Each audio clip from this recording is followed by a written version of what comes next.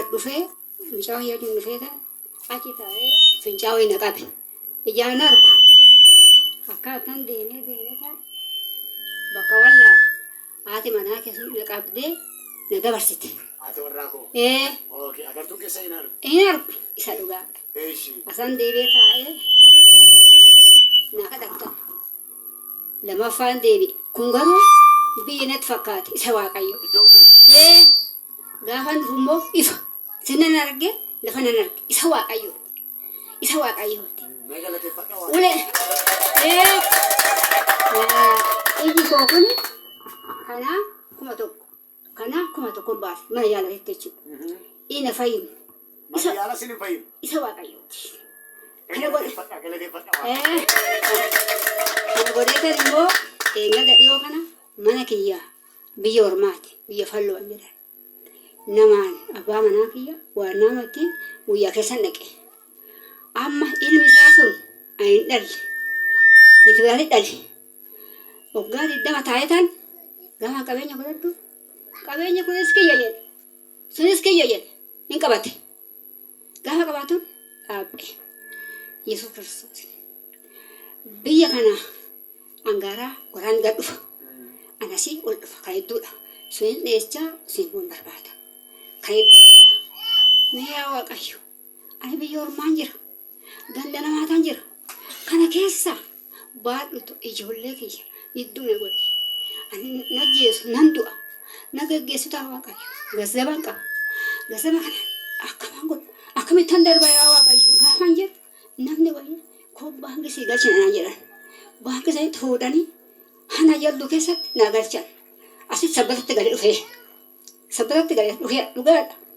ammas deebee karaa irratti immoo nama wayiitiin ijoolli birrii kun hafee maalan godha sii galchina mucaa ho'amanii buki irratti immoo kaleecha asitti gale asan gaasissee waaqayyo moo daama kiyya hedduu na dhaabe isa galatanaa galateeffadha ani yaadasee waaqayyo garuu danda'aadha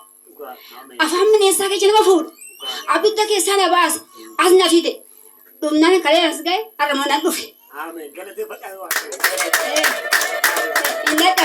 hin dadhabne si bira dhufe waaqa galannaa ga'u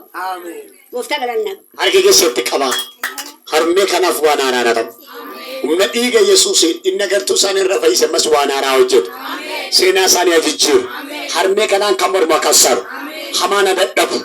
abaarsa dadhabu nama keessa kan hojjetu rukutamu kan dhaala isaanii nagaa isaanii nanyaa dhedhee kassaru maqaa gooftaa maqaa Yesuusin ila umuriin isaanii nama guddaadha nama umurii gaffaa'edha harmee kana gatiin baasa kan jedhu saatii kana ka'e adabeera saatii kana ka'e loleera harmee koof gammachuu da ta'u ammas dhugaa baatu waaqayyo waaqni keessa waan haaraa hojjetu sen kan baga'uu keessanu amma fayyatan mechi ga akota mechi gadi bu'a akota amma dandeessan deema hallelujah bakka ingala negalateeffadha waaqo hallelujah yaadunani Yesuus